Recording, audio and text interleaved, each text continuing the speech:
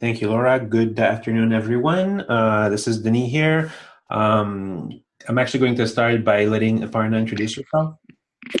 Hi, everyone. Good afternoon. I'm Aparna, accessibility team lead with DQ and UX accessibility expert.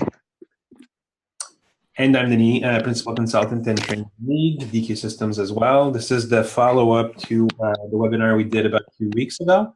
So I don't know how many of you were there, but what we're going to be doing today basically is follow up on the different heuristics and how you can use them to evaluate designs, mockups, prototypes for accessibility at the design phase so that we can avoid as many issues as possible further down the line when it comes to designing, creating, building, developing, testing for content for accessibility. The more of that we can think of or plan for at the design phase, the easiest the whole process for accessibility becomes. So this is the whole point of wanting to introduce heuristics into the mix. We did receive a couple of comments since the last webinar about people not being very clear with what heuristics evaluations were and how to use them. So I did a little bit of digging online, found a nice article on that. So I'm going to leave that as a document for you to potentially review after this session. Basically goes over what heuristics evaluation is, of course, using the Nielsen's heuristics, the usability heuristics that have been floating around since 1995 or so. So how to conduct a heuristics evaluation, how to do them on your own when you can't hire a professional to do them, so ways to get started, and also a little bit of information about how heuristics evaluations compare with usability testing in general. So I thought it was pretty interesting as a way to maybe frame the conversation. So we're leaving that link up to you if you want to go and explore that. As a reminder also of what we are currently working with, there's a set of 10 heuristics that we've put together over the past year. We went over the first 3 last time, which were navigation and wayfinding, structure and semantics of pages, and color contrast and legibility. We are following up today with the next 4, which are language and readability, error prevention and states, predictability and consistency, and visual and auditory alternatives. So we're going to be covering these 4, and to get us started, I will be doing this one. So the language and readability is the first heuristic we'll cover, and the general rule of thumb when it comes to that heuristic is that content on the page can easily be read and understood by users of the system. As a way to understand what that means, what that heuristic means, what we do is we break it down into a set of statements that are measurable, so that you can get a sense of whether or not you've met the spirit or the essence of that heuristic as you're designing your content. And the statements are broken down this way when it comes to language and readability. The first one is that changes in language within a page will be specified to assistive technologies. Another one is going to be that content is designed using multiple levels of headings and subheadings. So we're breaking down content using headings and subheadings. Content design in short blocks of text that are easier to manage cognitively. So no huge walls of text, smaller chunks, more manageable chunks, broken down by headings and subheadings, so it's easier to parse and scan and through the content that way. We want to make sure that headings and form labels are worded in a way so that they are meaningful to users. So thinking, because we're thinking design, but obviously design also includes content, at least to a certain degree. So thinking about how we are going to leverage headings and labels, for instance, to provide meaning is part of what we're looking into when it comes to this heuristic. Are important points formatted into lists that are easy to scan visually. So same thing, building content in a way where it's easy to identify groups of elements that sort of belong together in enumerations or groupings in general. Is the content made easier to understand by leveraging plain language principles? So again, thinking about content, thinking about how we can present the information so that it's easier to digest, easier to understand, easier to make sense of in general, and then use of padding and leading to make content easier to read as well. So those are all elements that will improve on the readability, that will improve on language in general. Also, when we think about how screen readers are going to be able to negotiate the content itself when it's from a different language.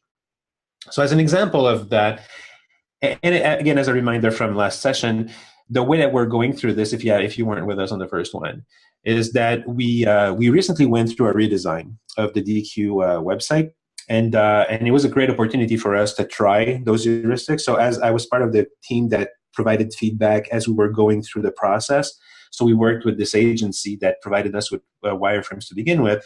So we have, in a lot of these situations, we have the before and after, so to speak. So before being the first iterations of the wireframes, and then the after being the actual site in production. And we can see how things got sometimes improved or were sort of influenced by the heuristics through that process. So an example of those things is content design using multiple levels of headings and subheadings, and then short blocks of text to make it easier to manage cognitively.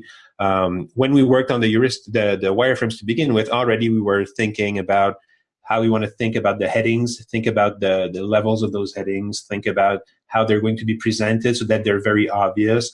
Work with shorter paragraphs of text as opposed to larger paragraphs of text, wanting to break down content in as many headings as necessary without overdoing it, of course.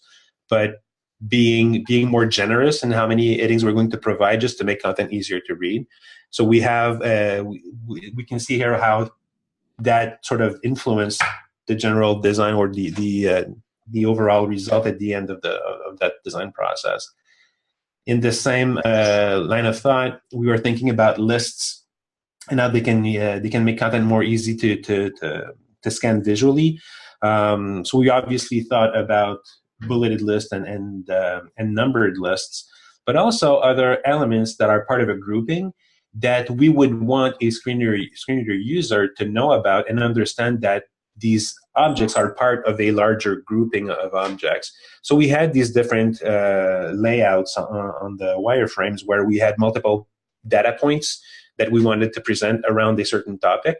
So same idea, when we came to these things, it made sense to us to say from the design phase already, as we were writing down the requirements for the agency and for our developers, that we would expect the content to be marked up in a certain way. So for instance, in those examples that you see on the screen where we have, say, 120 different, so different statistics, like 120 something, 102 something, 74 something, or when it comes to the Axe community, the 2,600 plus commits, 20 branches, 28 releases and such. So have all these informations being broken down into lists also, so that ultimately once you get to the website and you get to this section about accessibility leadership you can trust, the screen reader users would hear about 4 different items as part of this grouping, one of them being 6 out of 10 top US banks, another one being 4 million plus downloads, another one being 250,000 plus installed extensions, and then a last one being 1,000 plus completed audit projects. So again, this idea of thinking about lists and thinking about structure would help users better understand what they're working with. When it came to padding and leading, in general, the idea of using white space and taking advantage of white space as if it were a component of the content itself, because it's part of defining and understanding how the interface is meant to be consumed. So from the very beginning of the wireframe phase, like when the wireframes were getting closer and closer to their final stage, already be thinking about how we're going to be using padding and leading in general in paragraphs or around paragraphs and just white space in general to help understanding how content is structured and how the different pieces of content are meant to be consumed again. And we can see, like in this example, it's almost a copy paste of what we had initially in terms of the rendering in production, but this idea of using that space between different elements to clearly define the blocks of content was something that was sort of influenced from the very beginning by this thought of being able to easily identify how each component works, and of course from both a sighted user's perspective, but more importantly from a cognitive or cognitively challenged perspective, helping users process and make sense of the content in an easier way as much as possible. So those are examples of what we had when it came to language and readability. I'm now going to pass it over to Aparna to talk about forms and error in general, errors in forms. Thank you, Denis. So this particular heuristic deals more with forms, and forms are one element that is, they're like present on every web page or every website, let's say the website, not web page. When it comes to forms, we need to have few points or heuristics in mind, and that is what we're going to talk about in this particular heuristic. So can you move on to the next slide, Denis, please? Yeah, so the statements that we will go through are whether the labels and instructions worded in text provide adequate support. Do they, like the labels that we provide for form fields, are they giving the kind of information to the user, whether it is the first name, last name, or email? What exactly is the form field for? And are labels and instructions displayed in closed visual proximity? So it's nice to have the labels and form fields aligned together. Like say, it might be appealing to have them right aligned and left aligned, but when you see from the perspective of a low vision user or a cognitive user, and when they zoom in these form fields, they would be having a horizontal space, a lot of horizontal space between both the label and the form field, and associating them would become a very big challenge for them. We will see that in example in a couple of minutes, but just hold the thought that it would be pretty difficult to have the right aligned label and left aligned form field relate each other when the form is zoomed. The next heuristic statement would be about the errors.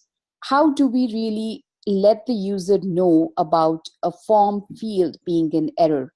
Is it only using color? If so, then how are we going to ensure that a person who is colorblind is still being able to identify that form field? So these are the kind of few things that we need to keep in mind when we are designing form error states. And also, it is very important to have the visible labels persistent always. So the label that we have for a form field should always be visible at any point of time. Because we tend to use placeholders many times. And that is, I think, one of the most known feedback that we give our clients as well, that do not use placeholder as a visible label. Because once you start typing in those form fields, the label disappears, and for a cognitive user, it might pose as a challenge if they still have to remember, or if they cannot remind themselves what the intent or the purpose of the form field is. Also, it is ideal to let the user know which are the form fields that are required, not just by visual indication, but by text itself, so that it is more visible and more known to the users, so to let them know that these fields are required and the other fields are optional. Also, when you're having an inline error message or a common error message, make sure that you are allowing users to know what should be fixed to make that form error disappear, or how to fix them should be elaborate, the instructions should be elaborate. And the last heuristic is, are we expecting users to remember the data from one page to another? So for example, if you have to really, if you're asking the user to remember something to move on to the next step, then you're again excluding some of the cognitive challenged persons where their memory is short, or where the visual memory is difficult for them to grasp things. Then you are again restricting the user base. So ensure that you don't do that. Now, if we move on to the examples, we have a couple of them and we will see them now. So the first example is about the close visual proximity. As we discussed before, if you see to the left in the image, the prefix and the form fields were placed, at the left and right aligned. And when you zoom in, what happens is, this is what I see in the lower image. I just see these star and the form field. Now, I don't know whether this is for prefix, whether this is for first name, whether this is for middle name, what exactly it is. So if you see the right image again, this is the way we've designed it in our website. It would be like the label would be at the top, and then you would have the form field at the bottom. So even when you zoom it, what you see is always the label and the form field together. So having these labels, the visible labels, at the top of the form field makes more sense visually, as well as when you see from a cognitive or a low vision user's perspective. And then if we move on to the next example, the states. So as we discussed before, if I'm just using the red color border to show that these forms are in error state, I'm losing a user who is colorblind, because they wouldn't differentiate between the form field that is in error state and the form field that's in non-error state. So rather than that, if you see the Twitter example that we could find, you would see that there is an error message, the red text, along with a visual indication showing that this form field is in error state. So you're basically using color as well as an additional visual indicator to let the user know that this form field is in error state, which is very essential for a cognitive user, as well as a colorblind user. Especially for a colorblind user, it would really benefit them. And then the next example will be about the persistent and the visible labels. If you see the contact form to the left, you will see that there's a message, the text area, where there is no label for it. So I'm not sure if I'm supposed to write something. What is okay, it's a contact form. So am I supposed to write the reasoning for it, or any other, is it for address? What exactly is it for? I'm not sure. So always having this particular label that would describe the intent or the purpose of the form field is very important. If you see onto the right side, example from our wireframe, you would see that it would clearly have describe your need and how we can help. So that is the intent of the text area. Now the user would know that they need to enter some text that is going to help us help them. So that is the importance of having a persistent and visible label for a form field. And then we have the final example from this part of the heuristic, where we show the error remediation, right? So if my form field is in error state, that's how the remediation recommendation would come up, which is saying that this field is required. So you need to, as a user, I know that I must enter that field, fill that field with the name, so that error disappears. And similarly, the description must always be between 30 and some other number of characters, and not beyond that. So I'm giving that kind of information to them so they can remediate the errors that come up on submitting the form or on filling out that particular form field. So moving on. Yes, Denis, it's to you. Okay, thank you. So the next heuristic is about predictability and consistency. We are, and the idea basically here is to talk about how each element that we have, each component that we have on the page, is as predictable as possible, and the way that elements relate to one another or relate to the system as a whole is something that is clearly and meaningfully established, so we can avoid confusion as much as possible in users. So a lot of this will be related to the understandability principle in WCAG. So basically, it's about avoiding confusion and being as clear and predictable as possible. The statements that we have for this one are related to change of context for one thing. So changes of context that are occurring through when we set focus on something, or when there's an input set to a particular control, for instance. So making sure that when those situations happen, that they don't happen without the user being notified ahead of time, or that they don't happen unexpectedly, basically. Repeated navigation patterns being consistent throughout the user interface. So establishing a baseline that we use as a convention, so to speak, that we use across the entire site, as opposed to randomly, or as opposed to sort of establishing the apparent randomness of the design, because things would be changing all the time.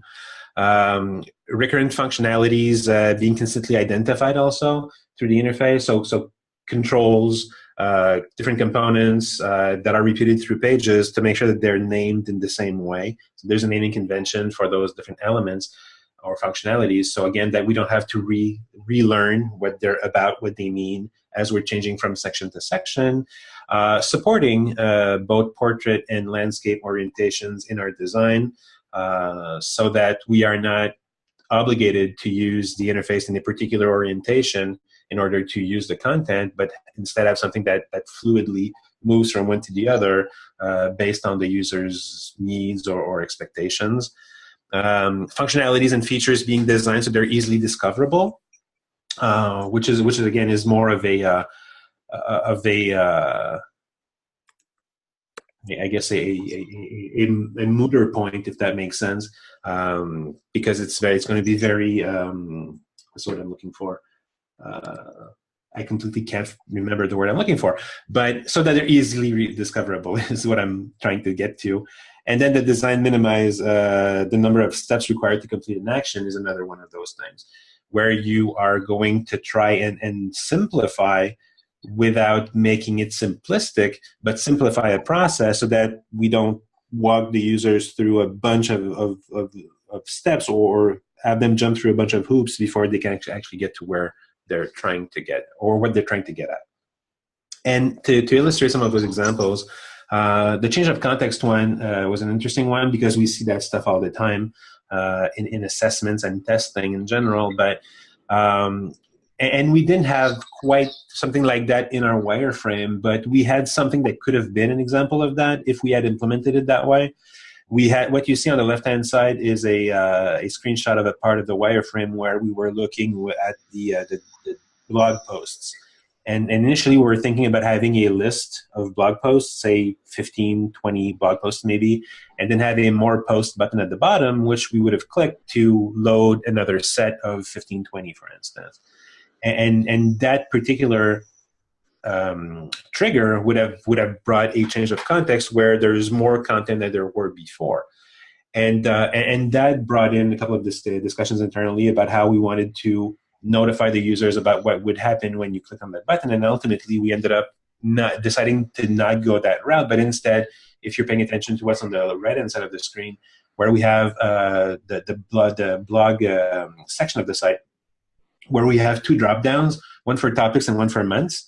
And we could have had just those two drop-downs, and then you would have had to choose either your topic or your month, and then it would have reloaded the page, which is what we usually see. But the problem with that is that if you automatically trigger the change in context based on your selection of an element in the drop-down, then the users might not expect that things are going to change. So that's usually an issue.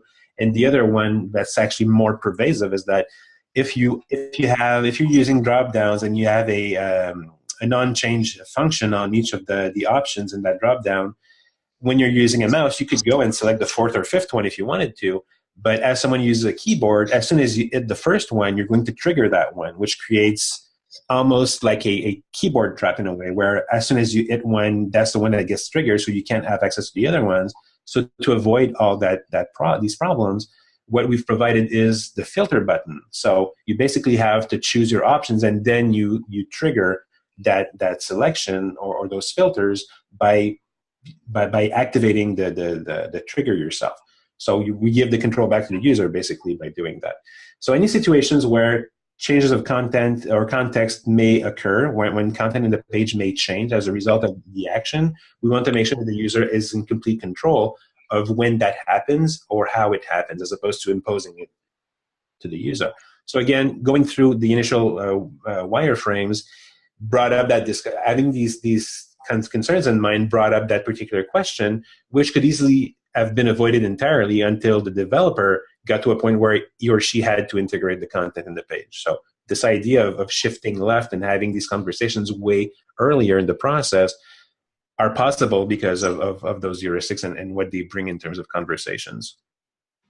Consistent navigation patterns these days is something that's taken for granted in a lot of situations, because our sites tend to be very fluid in terms of how they adapt to different resolutions. They tend to be very strict in terms of how they're presented. So very clearly defined in that way. So this one is no exception. When we think about the footer, for instance, we recognize and find the same links in the footer. We recognize and find the same navigation patterns at the top of the page. So all these things are clearly defined and structured in a way where they're very consistent throughout the entire page. So as someone who uses the site visually, you can easily recognize patterns, but also as someone who uses the site using assistive technology, say a screen reader, you could also recognize patterns in the source code, which would help you more efficiently navigate through the content, because the source code to you, the structure of the source code to you as a screen reader user, is basically the equivalent of us looking at the UI and finding patterns and finding ways to make sense of it.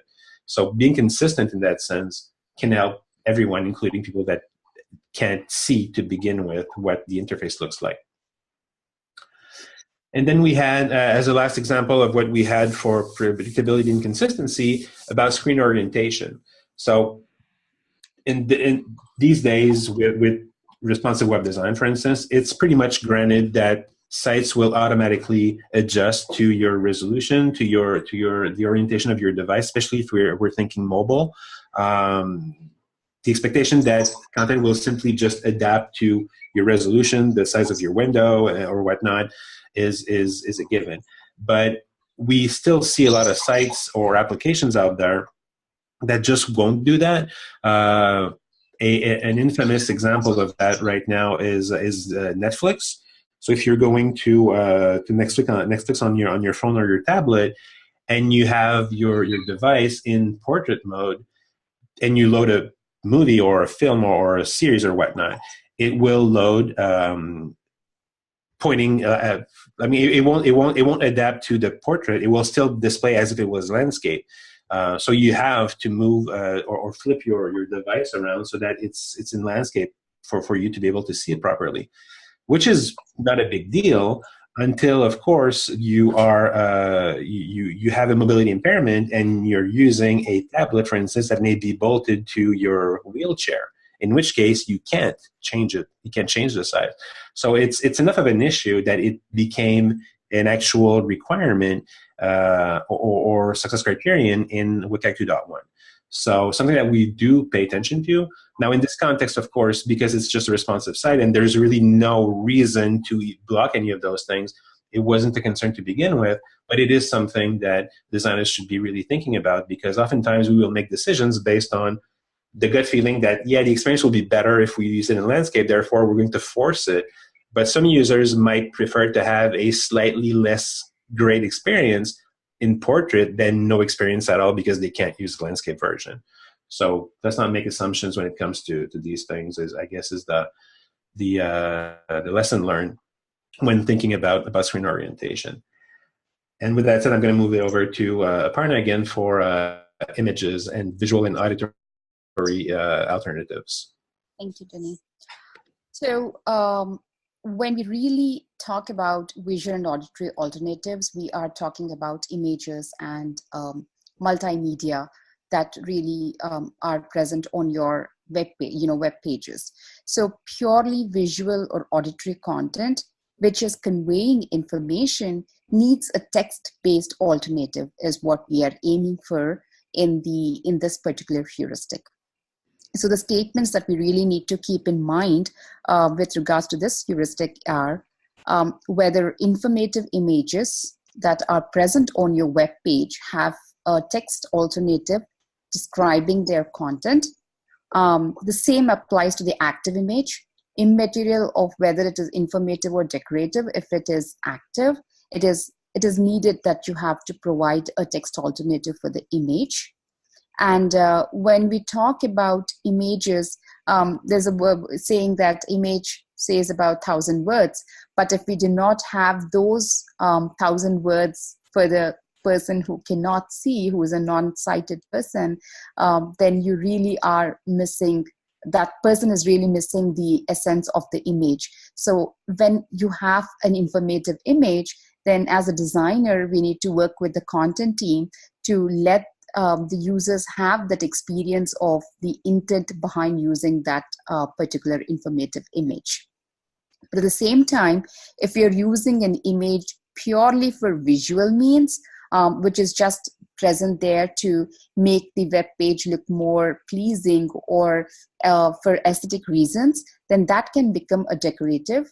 And with the content team and the development team can be advised that that should be left without a text alternative, so the assistive technologies can skip it through.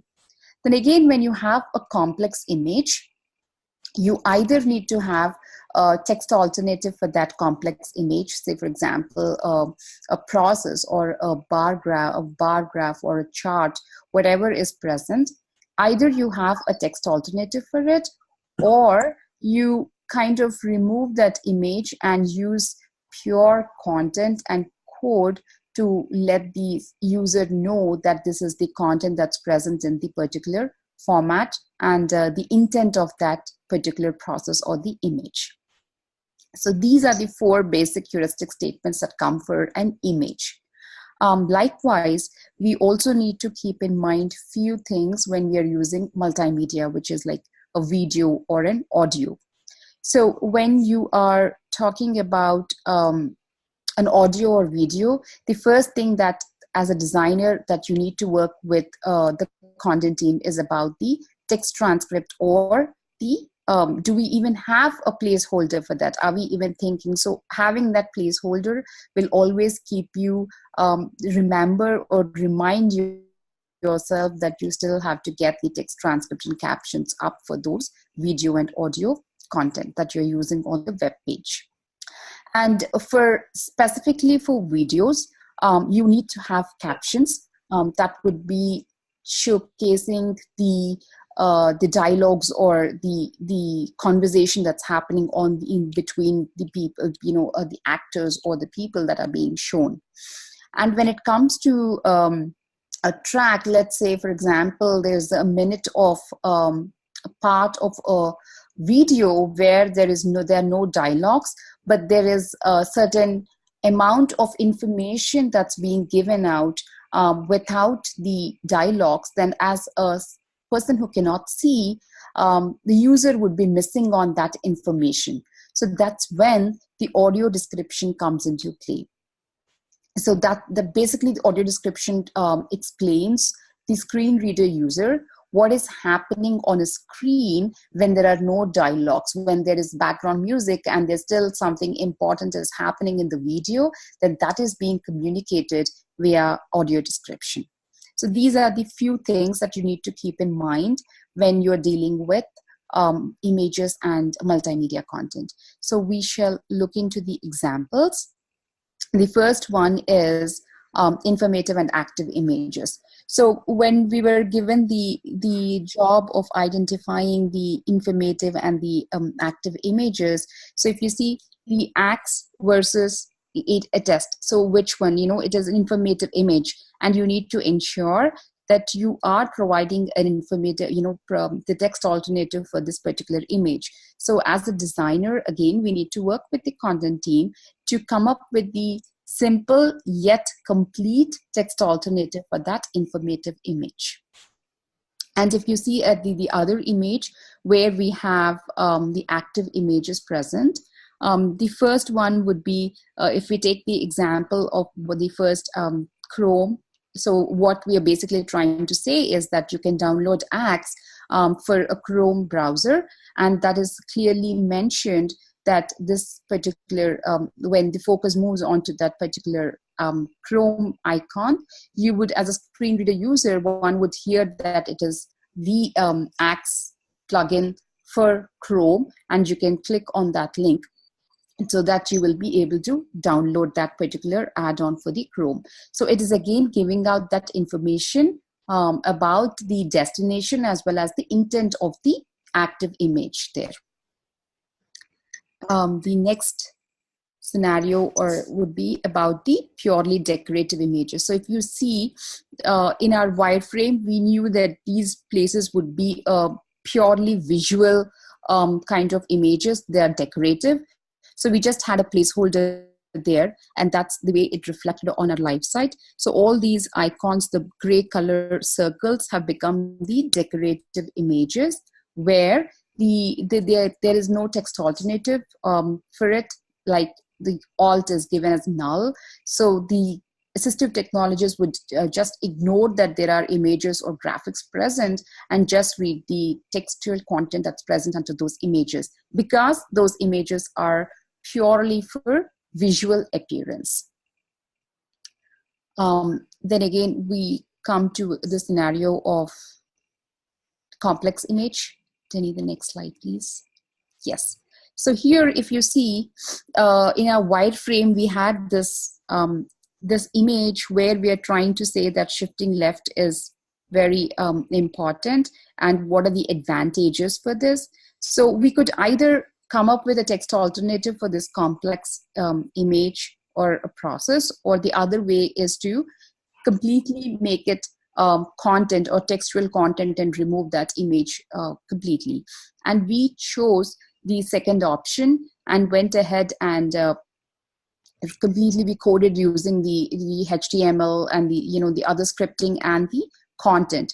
So if a screen reader user basically goes through it, he can go tap through every or move their focus to every element that's present in the image, like the backlog, design, coding, testing, all of this, and they'll be able to understand the intent behind it. So that is one way of solving the complex image. But if you still want to go with an image, then you can provide a text alternative that is explaining the intent and the purpose of that complex image clearly to a screen reader user. Either way, what the intent behind is that when you're using these kind of images which are conveying a lot of information, you make sure that the text alternative for that is present. And then the final example for this particular heuristic is, can you play the video, Denis? Mm-hmm. So if all of you can really look at the screen, we have a video being played showcasing a person speaking in a sign language. Now, we all think that captions are only for people who are hard of hearing or people who cannot hear. But the real intent here is that when these kind of videos come up, I think it is very essential for a user who can hear to be able to read the captions to know the intent of the video. So captions are meant for both vice versa, like, for someone who cannot hear, you would still be able to make them accessible via displaying those captions. And for something like these kind of videos, you are able to, as a normal, I wouldn't say normal because for me, there's no normal user. So I would say as a user who could hear and still don't understand what the video is trying to say, the captions would really help. So when you have a placeholder for video, always keep in mind the importance of captions and audio description. So again, captions are for people who cannot hear, or the other way, if you have a video where there's no really much dialogues happening, then captions are one way of showcasing the interaction. And then the audio description is for people who cannot see, and when there is only background music or background noise that's there, and then there's important information that's being displayed, then that content is being conveyed to the screen reader user. So that concludes the visual and auditory or the alternative heuristic. On to you, Denis. Thank you, Aparna. And actually concludes today's session as well. We're going to move over to questions. I've seen a couple of questions in chat, and at some point I just gave up on trying to follow up what was going on there, so we'll do that now. Before we do that, quick invitation for the third and last session on these heuristics, where we'll go over the last 3 heuristics that we have. That's going to be on December 6th. You have the link showing on the screen right now. So for those of you who can't see it, you basically can go to dq.com, get to our, actually forget the section. Maybe you can help me, Laura, here. Webinars is under which element of our menu? It's under our resources. Resources, yeah. So news and resources. Last item in the submenu is webinars, and you'll find a link there to register to the next webinar if you're interested in joining. That's going to be on December 6th, like I said. And we'll be covering multiple interaction methods, timing and preservation, and movement and flashing as the last 3 to make it to 10, which is the amount of heuristics that we work with. So with that said, let's move over to questions. Great, thanks, Denis. So if you want, actually, it might be good to go over some of the questions you answered in chat. There is one here that Aparna answered in the Q&A. Someone asked, does image and link adjacent to an image, should those be grouped as one link? And Aparna said yes, ideally. Yeah, well, if I can jump in on this, sure. Ideally, yes, of course, but also for considerations that are on reducing the amount of tab stops also. It may not seem like a big deal to most of us to have to tab to 2 links for each object that we have, but that quickly becomes difficult for someone who has issues with mobility impairments, for instance, or maybe just someone who has arthritis or someone who has carpal tunnel syndrome. It actually becomes physically painful to tab through things. So if we can minimize those tab stops, we make it a less physically painful experience also to users. So it's more than just tab stops. It's also thinking about the users and how they may experience the multitude of tab stops. Great, thanks for elaborating on that. Rodney asked, have you ever found any issues with automatic error validation on individual form inputs? Can you repeat that again? Have you ever found any issues with automatic error validation on individual form inputs? I'm assuming that automatic error validation, we're talking client-side validation that just happens while you're filling out your form. Yeah. There are multiple issues that can come with that. I mean, one of them being that the issues themselves may pop up visually, but they're not caught by the screen reader, so the screen users won't hear about them. So those could be issues. The error message disappears after a certain amount of time, like say probably 2 seconds, and that's again a problem. Yeah, that too. That's another good example. So yeah, there are situations like that where there could be issues. I mean, generally speaking, using client-side validation is a more interesting approach than relying on server-side errors. I think both have their place, however. Sometimes people are going to rely on the required attribute, like the HTML5 required attribute, and they're going to use the default client-side validation that comes with it. Using that is another issue also. because basically the error messages that are provided are way too generic. They don't really tell you how to fix the errors that were created, so that doesn't help you much as a user. So whenever clients use that, we tend to recommend that they still build their own layer of JavaScript on top of what they're using right now, so that the error messages are more personalized and more meaningful and more helpful in general. So yeah, there are a couple of issues that can arise from that. Great. I have another question here. Can you explain how the output of accessibility heuristic evaluation helps inform the creation of wireframe annotated for accessibility? So in terms of accessibility specs for developers, is it sequential flow or iterative? I like to think it's more iterative. I don't know if you have a different perspective, Aparna. But the way that I've seen it in action basically is that designers come and we work with designers who are very well versed to begin with, so our process is biased to begin with for sure. But what we see with clients that are using these tools to help them go through the process is that people are learning about accessibility as they're doing this. So they're trying to implement as best they can. It's not always perfect. It gets better over time.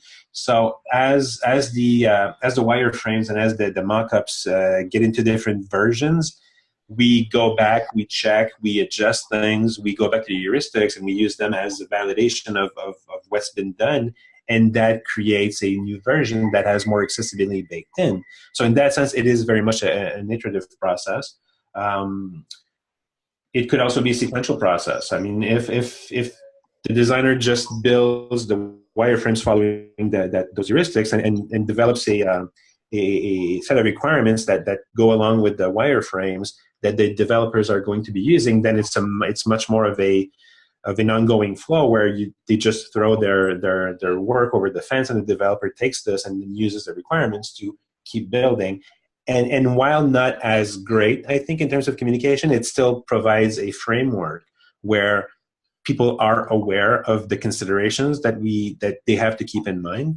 So in both cases, I think it helps. So to your larger question about how it helps the process, it definitely helps it in a way where people are more aware of what they're looking for, what they're trying to get to. And even though they may not have like a full holistic view of what it means to build accessible content, they understand that they have to pay attention to a certain number of things. And as a result of that, they're closer to that goal than they would be otherwise.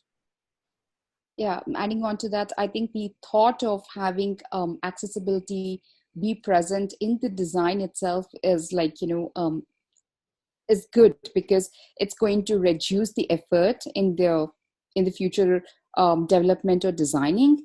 And I think it's more depending on the process of the development cycle that we can say whether it is a sequential or iterative.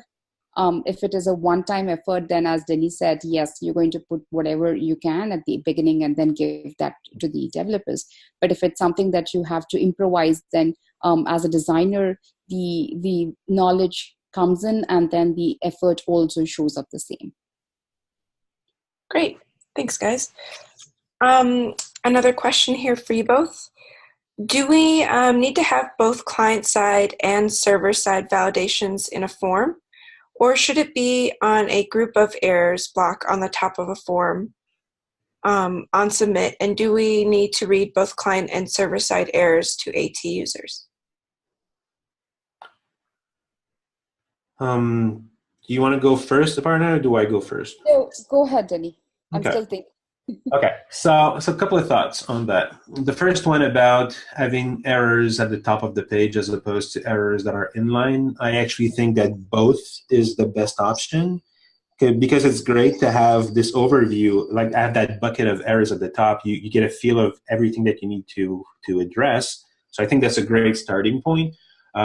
Structurally speaking, I would recommend that list of issues be marked up using a list so that the user with the screen reader understands or hears about a list of X elements, 5 elements, meaning 5 different errors, so they know what they're supposed to be tackling.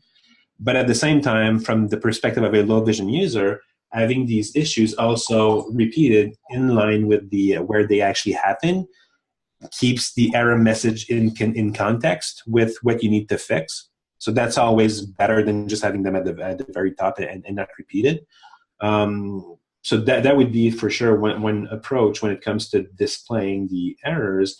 Now, between client side versus server side, I mean, when client side is done properly, server side is rarely necessary. I don't think it hurts to have the the server side validation ready to fire if for some reason the client side just doesn't trigger. But that's unlikely these days. I mean, there's always this whole thing about JavaScript not being supported, but today, if you don't support JavaScript on sites, you have much bigger concerns than those errors popping up. I mean, the entire site probably just doesn't work these days if you don't have JavaScript. So I don't know that a lot of people still pay attention to server-side errors that much, but it feels like a good safety net to have it. But done properly, meaning that errors actually get conveyed when they need to assistive technologies, when that's done properly, there's a lot of benefits to client-side validation because it's instantaneous. You don't have to wait for the whole page to reload. So it's more of a fluid, approach. And I just noticed, so Denis Lambry, one of our colleagues, just mentioned you may need server-side for security issues also, which is a really good point. Yeah, so those are some of my thoughts. Okay, great. Did you have anything to add, Aparna? No, that's all. Okay. Another quick question here. I know you talked about screen orientation and how that points to WCAG 2.1. Do you anticipate any other accessibility heuristics coming from WCAG 2.1, or do you think these heuristics cover both 2.0 and 2.1? I have a feeling that we're not going to come up with new heuristics. We may come up with new statements under those heuristics because the way the heuristics were built initially was that, so what I did initially when I started looking into this was I wanted to translate the WCAG guidelines into a set of more manageable, more understandable statements. So we started with the 12 guidelines from WCAG. Eventually decided that 4.1 just wasn't something that was relevant to designers. It was way too much in the code to be something that designers would ever have to think about. So we decided to take that one out. And then I had 11, and because I'm OCD, 11 just wasn't a good number for me. So I wanted to have either 12 or 10.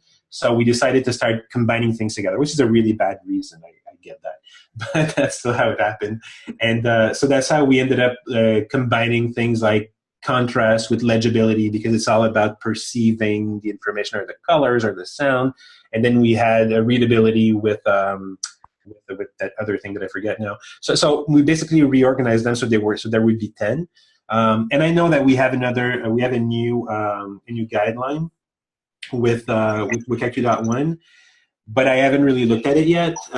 We definitely will be looking at it eventually.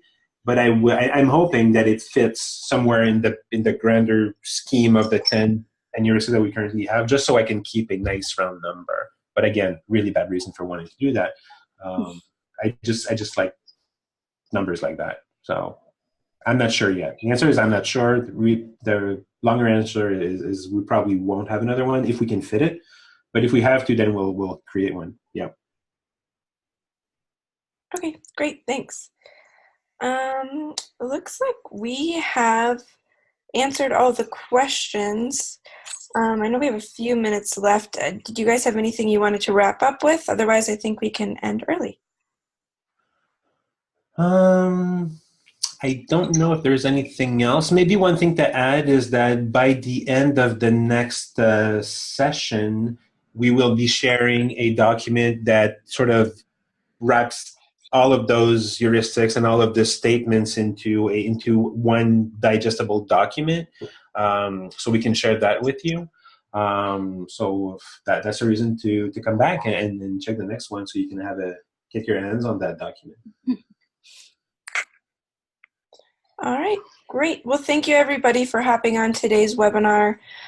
Special thanks to Denis and Aparna, of course, for doing such a great job. Thanks, everybody. Thanks, everyone, for attending.